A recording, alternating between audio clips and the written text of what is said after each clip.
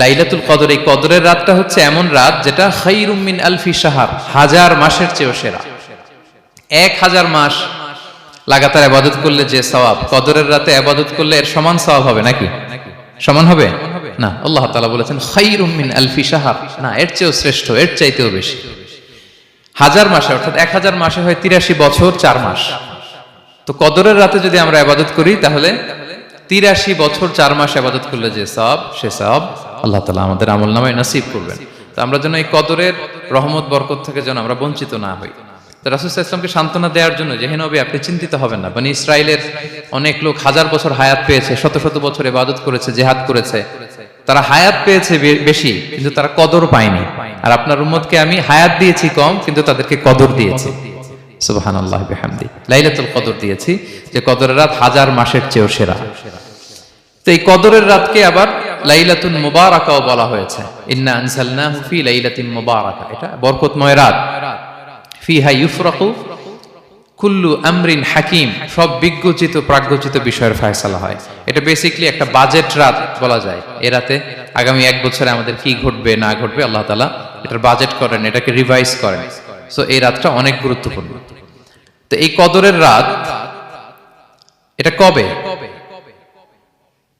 এটা স্পেসিফিক ছিল, মানে সুনির্দিষ্ট ছিল। রাসূল সাল্লাল্লাহু আলাইহি ওয়াসাল্লাম আমাদেরকে জানাতে চেয়েছিলেন কবে, কিন্তু রাসূল সাল্লাল্লাহু আলাইহি ওয়াসাল্লাম জানাতে পারেননি। সহিহ বুখারীতে এসেছে যে রাসূল সাল্লাল্লাহু আলাইহি ওয়াসাল্লাম খারাজান নবী সাল্লাল্লাহু আলাইহি ওয়াসাল্লাম লিয়ুখবিরানা বিলাইলাতিল কদর। উবাদা ইবনে সামিত রাদিয়াল্লাহু তাআলা আনহু বলেন রাসূল সাল্লাল্লাহু আলাইহি ওয়াসাল্লাম আমাদেরকে জানাতে বের হয়েছিলেন যে কবে কদরের রাতটা। ফাতালাহা রাজুলান মিনাল মুসলিমিন, হঠাৎ মুসলমানদের মধ্য থেকে দুইজন ঝগড়া লাগলো, তর্ক লাগলো আর কি। রাসূল সাল্লাল্লাহু আলাইহি ওয়াসাল্লাম হঠাৎ করে ওই ঝগড়ার দিকে খেয়াল করলেন, ওই দিকে খেয়াল করে ওই তারিখটার কথা তিনি ভুলে গেলেন। ফারুফিআত, রাসূল সাল্লাল্লাহু আলাইহি ওয়াসাল্লাম বললেন আমার হৃদয় থেকে, অন্তঃকরণ থেকে এটাকে উঠিয়ে নেওয়া হলো।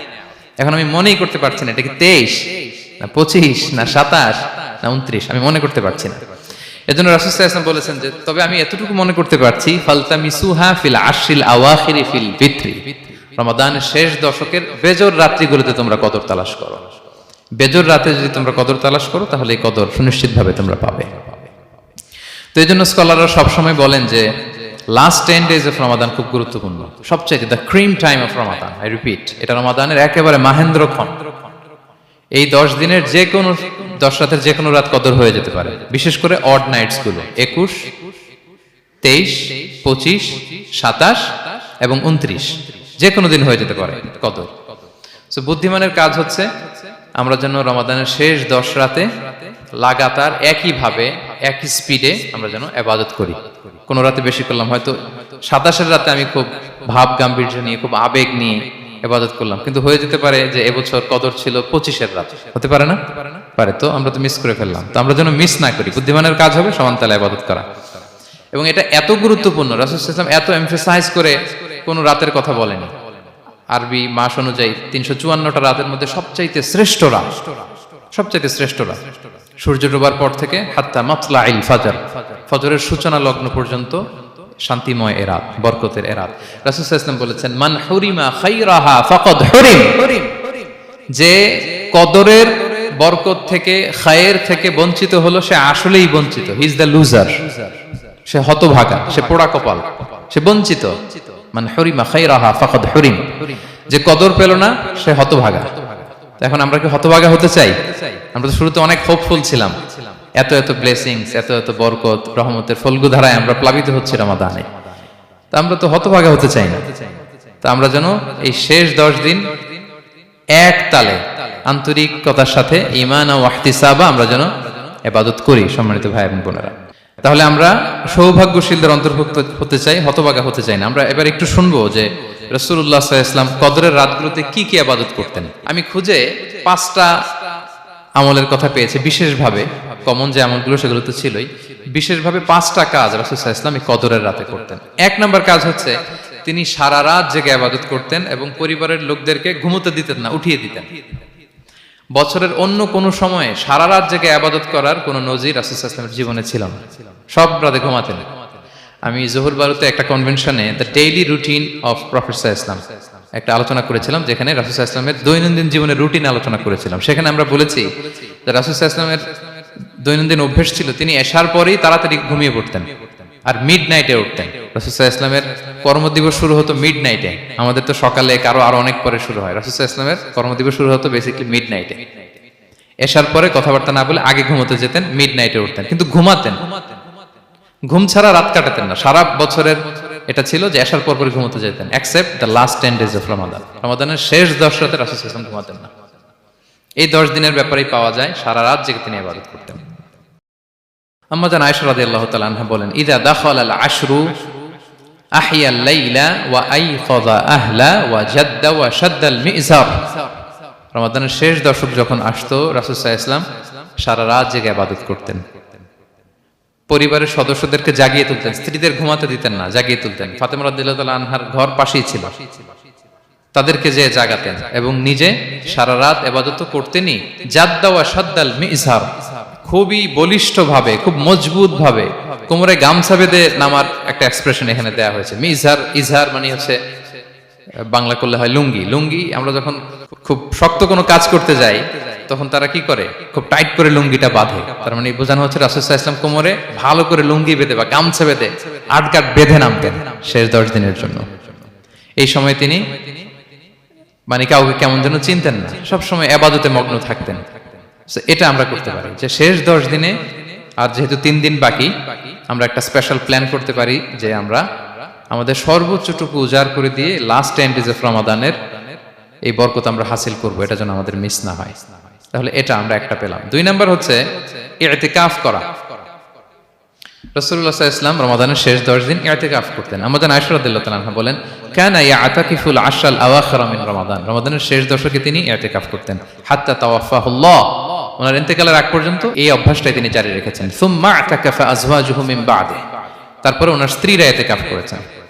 আরেক বর্ণনায় এসেছে ইয়াতাকিফু কুল্লা রমাদান 10 আইয়াম, প্রতি রমাদানে তিনি 10 দিন ইতিকাফ করেছেন। কিন্তু যেই বছর তিনি ইন্তেকাল করবেন সে বছর তিনি 20 দিন ইতিকাফ করেছিলেন।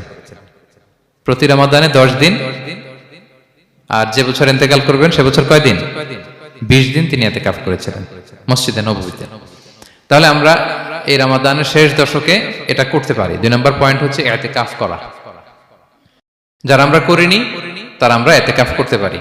আমাদের আইআইএম এর মসজিদ এটা ইতিকাফের জন্য একটা উর্বর জায়গা। আমরা যখন এই ক্যাম্পাসে ছিলাম তখন দেখেছি যে এখানকার ইতিকাফের পরিবেশ যে এত সুন্দর, এটা কল্পনাই করা যায় না। অসাধারণ পরিবেশ। আপনি যদি ইতিকাফ নাও করেন, রাত 2টা বা 3টার দিকে সেন্ট্রাল মস্কে এসে বসে থাকলেও হবে।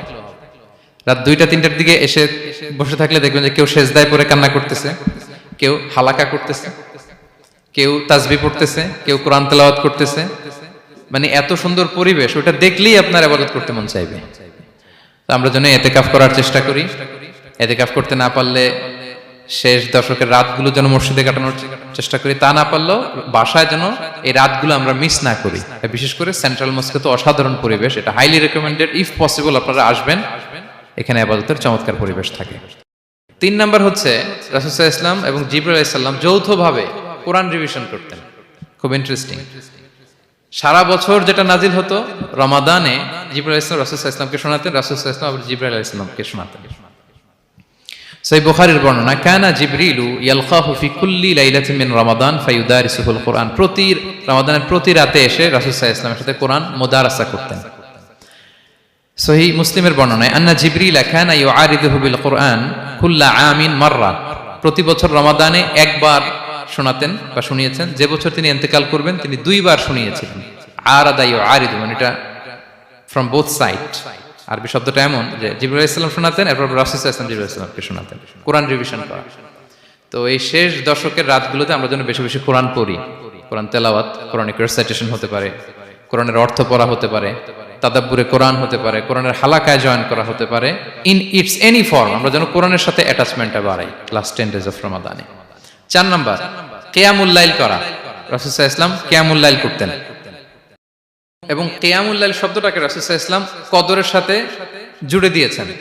সহিহ বুখারীর বর্ণনায় তিনি বলেছেন, মান কামা লাইলাতাল কদরি ঈমানা ওয়া ইহতিসাবা গুফিরা লাহু মা তাকাদ্দামা মিন যামবি। কদরের রাতে যে কিয়ামুল লাইল করে বিশ্বাস নিয়ে এবং নাজাতের প্রত্যাশা নিয়ে, তার পূর্বের সমস্ত গুনাহ আল্লাহ তাআলা ক্ষমা করে দিবেন। তাহলে কিয়ামুল লাইলটা রাসূল সাল্লাল্লাহু আলাইহি ওয়াসাল্লাম বিশেষভাবে কদরের রাতের সাথে সম্পৃক্ত করেছেন। আমরা যেন প্রতি রাতে কিয়ামুল লাইল করি, লম্বা সময় যেন দাঁড়িয়ে থাকি, লম্বা সময় কোরআনিক রেসাইটেশন করি দাঁড়িয়ে থেকে, লম্বা সময় রুকু, লম্বা সময় সিজদা, স্পেশালি সিজদা। আখরাবু মা ইয়াকুনুল আবদু মির রাব্বিহি ওয়া হুয়া সাজিদ ফাআকসিরু ফিহি দুআ। বান্দা যখন সিজদায় থাকে আল্লাহ সবচেয়ে কাছে থাকে, তো আমরা তো আল্লাহর সবচেয়ে কাছে যেতে চাই এই ক্রিম টাইমটাতে, কি বলেন? আমরা যেন লম্বা সময় সিজদাতে থাকি। কিন্তু আমাদের অনেকের যেটা হয়, নামাজে তাড়াহুড়ো, অনেকের সব ব্যস্ততা যখন নামাজে দাঁড়াই এরকম হয়ে যায়। রাসূল সাল্লাল্লাহু আলাইহি ওয়াসাল্লামের সালাত যদি আমরা খেয়াল করি, বিশেষ করে কিয়ামুল লাইলে এত যে সুন্দর ছিল, আম্মাজান আয়েশা রাদিয়াল্লাহু তাআলা আনহাকে জিজ্ঞেস করা হয়েছিল যে হে আম্মাজান, রাসূল সাল্লাল্লাহু আলাইহি ওয়াসাল্লামের কিয়ামুল লাইল কেমন ছিল, কিভাবে কিয়ামুল লাইল করতেন? আম্মাজান আয়েশা দেখেন ওনার এক্সপ্রেশনটা কত সুন্দর। তিনি বলেছেন ফালা তাসআল আন হুসনিহিন্না ওয়া তুলিহিন্না। রাসূল সাল্লাল্লাহু আলাইহি ওয়াসাল্লামের কিয়াম যে কত সুন্দর ছিল, কত লম্বা ছিল, আমায় জিজ্ঞেস করো না, আমি বলতে পারবো না। আমরা অনেক সময় যখন খুব বেশি চমৎকার কিছু হয় তো আমরা কি বলি, ভাই এত সুন্দর ছিল আমি বোঝাতে পারবো না, এরকম বলি না যে এত অসাধারণ আমি বলে বোঝাতে পারবো না। বাংলাতেও কিন্তু আমরা বলি এত চমৎকার বলে বোঝাতে পারবো না, শব্দের বুননে, ভাষার বুননে আমি ফুটিয়ে তুলতে পারবো না। তো আম্মাজান আয়েশা এটাই বলেছিলেন ফালা তাসআল আন হুসনিহিন্না ওয়া তুলিহিন্না। রাসূল সাল্লাল্লাহু আলাইহি ওয়াসাল্লামের রাতের নামাজ কিয়ামুল লাইল যে কত সুন্দর ছিল, কত দীর্ঘ ছিল, লম্বা ছিল, আমায় জিজ্ঞেস করো না, আমি বলে বোঝাতে পারবো না। সুবহানাল্লাহি ওয়া বিহামদিহি। আমরা যেন লম্বা সময় কিয়ামুল লাইল করি। আম্মাজান আয়েশা রাদিয়াল্লাহু তাআলা আনহা আরো বলেন কানা ইয়াকুমু মিনাল লাইলি হাত্তা তাতাফাত্তারা কদামা। এত দীর্ঘ সময় দাঁড়িয়ে থাকতেন, থাকতে থাকতে ওনার পা ফুলে যেত, পা দুটো ফুলে যেত। আপনিও দীর্ঘ সময় দাঁড়িয়ে দেখেন যে পায়ে ঝিম ধরে যাবে, পা ফুলে যাবে, এটা করতেন রাসূল সাল্লাল্লাহু আলাইহি ওয়াসাল্লাম। তো আম্মাজান আয়েশা বলেন ইয়া রাসূলুল্লাহ লিমা তাসনাউ হাযা ওয়া ক্বাদ গুফিরা লাকা মা তাকদ্দামা মিন যামবিকা মা তাআখার। আপনি এত কষ্ট কেন সহ্য করেন নিজের দেহের উপরে? আপনার তো আগের পরের সব গুনাহ মাফ। আদতে তো রাসূল সাল্লাল্লাহু আলাইহি ওয়াসাল্লামের গুনাহই নেই, তিনি নিষ্পাপ। এত কষ্ট কেন করেন? আপনার আগের পরের সবই তো মাফ করে দেয়া হয়েছে, কেন করেন? রাসূল সাল্লাল্লাহু আলাইহি ওয়াসাল্লাম উত্তর করেছেন আফালা উহিব্বু আন আকুনা আবদান শাকুরা। আয়েশা, আমি কি শুকরগুজার বান্দা হতে পছন্দ করব না? আল্লাহ তাআলা আমাকে তার রহম এবং করমে সব মাফ করে দিয়েছেন, কিন্তু আমি কি শুকরগুজার হব না? আমি কি আমার রোলটা প্লে করব না? আমি কি নিজেকে সঁপে দেব না আল্লাহ তাআলার কাছে জায়নামাজে? তো এটা ছিল সংক্ষেপে রাসূল সাল্লাল্লাহু আলাইহি ওয়াসাল্লামের কিয়ামুল লাইলের ধরন। এভাবে তিনি দীর্ঘ সময় কিয়ামুল লাইল করতেন। আমরা যেন এটা করি। সেন্ট্রাল মস্কে কিয়ামুল লাইল এবছরও নিশ্চয়ই হচ্ছে, আমরা যেন অংশগ্রহণ করি। 5 নম্বরে রাসূল সাল্লাল্লাহু আলাইহি ওয়াসাল্লাম দোয়া করতেন। এই কদরের রাতগুলোতে খুব বেশি বেশি দোয়া করতেন। দোয়া নিয়ে আমরা একটা জুমার খুতবা দিয়েছিলাম, সেখানে আমরা বলেছিলাম যে দোয়া হতে হবে খুব আন্তরিক দোয়া, রোবোটিক দোয়া যেন না হয়। আপনার আবেগ, ভালোবাসা, মনের মাধুরী মিশিয়ে, চোখের পানি মিশিয়ে, অশ্রু সিক্ত করে এই দোয়াটা করতে হবে, তাহলে সে দোয়া আল্লাহর কাছে কবুল হবে। আমরা যেন আমাদের ভাব, আবেগ সব ঢেলে দিতে পারি আমাদের দোয়াতে, আমাদের সিজদায়, আমাদের কিয়ামুল লাইলে। এবং যে কোনো ভাষায় কোরআনিক দোয়াগুলো রেকমেন্ডেড, হাদিসের মাসুরগুলো রেকমেন্ডেড। তাছাড়া আপনার নিজের ভাষায় আপনার কি চাওয়া, আপনার কি আকাঙ্ক্ষা, আপনার মনের কষ্ট, যাতনা সবকিছু আপনি আল্লাহ তাআলার কাছে পেশ করুন। এবং আম্মাজান আয়েশা জিজ্ঞেস করেছিলেন ইয়া রাসূলুল্লাহ, আমি যদি কদর পেয়ে যাই আমি কি বলবো এ রাতে? মা আদউ, কি দোয়া করব? রাসূল সাল্লাল্লাহু আলাইহি ওয়াসাল্লাম বললেন তাকুলিন, আয়েশা তুমি বলবে আল্লাহুম্মা ইন্নাকা আফুউন তুহিব্বুল আফওয়া ফাআফু আন্নী। আয়েশা তুমি যদি কদরের রাত পেয়ে যাও এটা বলবে, হে আল্লাহ আপনি ক্ষমাশীল, আল্লাহ আপনি ক্ষমাকে পছন্দ করেন, আল্লাহ তাই আপনি আমায় ক্ষমা করেন। হে আল্লাহ আপনি ক্ষমাশীল, আপনি ক্ষমাকে পছন্দ করেন, আল্লাহ আপনি আমাকে ক্ষমা করেন। এই দোয়াটা আমরা যেন বেশি বেশি করি। আমার সাথে সাথে সবাই একটু পড়ুন মেহেরবানি করে। আল্লাহুম্মা ইন্নাকা আফুউন তুহিব্বুল আফওয়া ফাআফু আন্নী। আল্লাহুম্মা ইন্নাকা আফুউন তুহিব্বুল আফওয়া ফাআফু আন্নী। হে আল্লাহ আপনি ক্ষমাশীল, আপনি ক্ষমা করাকে পছন্দ করেন, আল্লাহ আমাকে ক্ষমা করেন। আমরা আমাদের নিজেদের ভাষায় অনেক দোয়া করতে পারবো, কিন্তু রাসূল সাল্লাল্লাহু আলাইহি ওয়াসাল্লামের শেখানো দোয়াগুলো এটা হচ্ছে মানে very precise in wording but comprehensive in meaning. এটার অর্থ, এটার আবেদন এটা অনেক বেশি। আমি অনেক 10টা-20টা বাক্য বলে এত সুন্দর কথা মিলাতে পারবো না। রাসূল সাল্লাল্লাহু আলাইহি ওয়াসাল্লাম যেটা শিখিয়ে দিয়েছেন, আগে আল্লাহর প্রশংসা করলাম, আল্লাহ আপনি ক্ষমাশীল, আবারও প্রশংসা, আল্লাহ আপনি তো ক্ষমা করাকে পছন্দ করেন। যেটা আপনি পছন্দ করেন না ওইটা তো চাচ্ছি না, যেটা আপনার পছন্দ, যেটা আপনি করতে ভালোবাসেন, গাফিরিয যামবি ওয়া কাবিলিত তাওব, আপনি ক্ষমা করাকে পছন্দ করেন, তওবা কবুলকে আপনি পছন্দ করেন, তো সেটাই তো চাচ্ছি আপনার কাছে, আপনি আমার তওবা কবুল করুন, আল্লাহ আপনি আমাকে ক্ষমা করুন। সো এই দোয়াটা প্রত্যেক রাতে যেন আমরা বেশি বেশি করি সম্মানিত সুধী। এবং এই যে রিমাইন্ডারগুলো শুনলাম, এটা রমাদানের পরেও যেন আমরা অব্যাহত রাখি। আমরা নাম দিয়েছি যে gear up for a great Ramadan. আমাদের এবাদতের যে ধারাবাহিকতা, এই গতিটাকে আরেকটু গিয়ার আপ করা, আরেকটু পুশ করা নিজেকে, আরেকটু এক্সট্রা ড্রাইভ দেওয়া। এই শেষ মুহূর্তে মাত্র 13টি দিন আমাদের হাতে আছে, আমরা যেন আরেকটু ইফোর্ট দেই, আমরা যেন আরেকটু ড্রাইভ দেই, যাতে করে আমরা আল্লাহ তাআলার আরো নিকটবর্তী হতে পারি। এবং এই রমাদানে আমরা যা শিখলাম, যেটা করলাম, এটার ইম্প্যাক্ট যেন রমাদানের পরেও আমাদের মধ্যে থাকে। আমাদের অনেকের এটা হয় যে রমাদানে আবেগে অনেক আলোচনা শুনে, ক্ষমার মাস এটা জেনে এত আবাদত, রমাদান নাই আবাদতও নাই, এরকম হয়ে যায়। এটা যেন না হয়, বরং এটার একটা পরশ যেন আমাদের হোল দ্য ইয়ার লং থাকে। আরব শায়েখরা বলেন যে কুন রব্বানি লা তাকুন রমাদানি, রব্বানি হও, রমাদানি হও না। মানে রমাদান আসছে, তুমি রমাদান কেন্দ্রিক আবাদত নিয়ে অনেক উচ্ছ্বাস, কিন্তু রমাদান শেষ আবাদত শেষ, এমনটা যেন না হয়। রমাদানের পরেও সে মেহেরবান আল্লাহ তাআলা কিন্তু আমাদের জন্য আছেন। তিনি প্রতি রাতে শেষ রাতে নেমে আসেন, এসে ডাকতে থাকেন, কার ক্ষমা লাগবে ক্ষমা চাও, ক্ষমা করব। কে বিপদে পড়েছো বলো, আমি উদ্ধার করব। তো তিনি আরশের উপর থেকে প্রথম আসমানে নেমে আসলেন দেওয়ার জন্য। আমি ঘুম থেকে জাগতে পারলাম না, নেয়ার জন্য। এটা হইলো? প্রাইম মিনিস্টার আনোয়ার ইব্রাহিম আমাকে একটা অ্যাওয়ার্ড দিবে, লেটস সে হোটেল ইন্টারকন্টিনেন্টাল, উনি এসে বসে আছে, বাট আমি যেতে পারিনি। এটা হয় না। আল্লাহ তাআলা প্রতি রাতে শেষ রাতে এসে বলেন কার কি লাগবে দাও। তিনি নেমে আসেন বা বিশেষ মনোনিবেশ করেন প্রথম আসমানে এসে, কিন্তু আমরা যে নিব সেই সময়টুকু আমাদের হয় না। আমরা এতটা গাফেল যেন না হই, আমরা যেন একটু পুশ করি। বড় কিছু পেতে হলে নিজেকে পুশ করতে হয়, এক্সট্রা একটা ড্রাইভ দিতে হয়। সম্মানিত শুধু 17টা দিন কি করলাম একটু রিভাইজ করি, যোগ বিয়োগ করি নিজের সাথে নিজে, যে প্ল্যানটা নিয়ে রমাদান শুরু করলাম ওইরকম কিয়ামুল লাইল করতে পারলাম কিনা, ওইরকম চ্যারিটি করতে পারলাম কিনা, রেসাইটেশন করতে পারলাম কিনা, একটু যেন নিজের সাথে নিজে বোঝাপড়া করি, একটু যেন রিভাইজ করি এবং নিজেকে যেন একটু পুশ করি। সম্মানিত শুধু এই ছিল সংক্ষিপ্ত আলোচনা। আমি 30 সেকেন্ডসে পুরো আলোচনাটা আবার একটু যারা পরে এসেছেন একটু রিভাইজ করে নেই। আমি শুরুতে এভাবে শুরু করেছিলাম যে রমাদান এটা হচ্ছে it's a month of hope, এটা আশা জাগা নিয়ে একটা মাস। এই মাসের যে রহমত বরকতের যত যত হাদিস কোরআনের আয়াতগুলো আমরা বলেছি, এগুলো শুনলে আমাদের মধ্যে একটা আশা জাগে, আশাবাদী হয়ে ওঠে যে আমার এই মাস আমার মুক্তির মাস, আমি মুক্তি পাবো। কিন্তু at the same time it's the month of warning, এটা আবার সতর্কতার মাস। রাসূলুল্লাহ সাল্লাল্লাহু আলাইহি ওয়াসাল্লাম বলেছেন রোজা রেখে যে মিথ্যা ছাড়লো না, পাপ ছাড়লো না, তার ধ্বংস। আবার 3 বার তিনি আমিন বলেছেন। বেসিক্যালি এটা একটা বদদোয়া যে মান আদরাকা রমাদান ওয়া লাম ইগফার লাহ, যে রমাদান পেয়েও নিজের গুনাহ ক্ষমা করতে পারলো না, তার ধ্বংস। সো আমরা আশাবাদী হব। আল ঈমানু বাইনাল খাউফি ওয়ার রাজা, বিশ্বাস হচ্ছে আমার মধ্যে ভীতিও কাজ করবে, আবার আমার মধ্যে একটা হোপ থাকবে, এটাই ঈমান।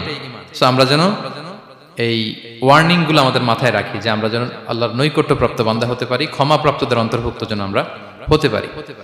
এরপরে আমরা বলেছিলাম যে লাআল্লাকুম তাত্তাকুন অ্যাচিভ হচ্ছে কিনা আমাদের প্রত্যেক কাজে এটা খেয়াল করতে হবে।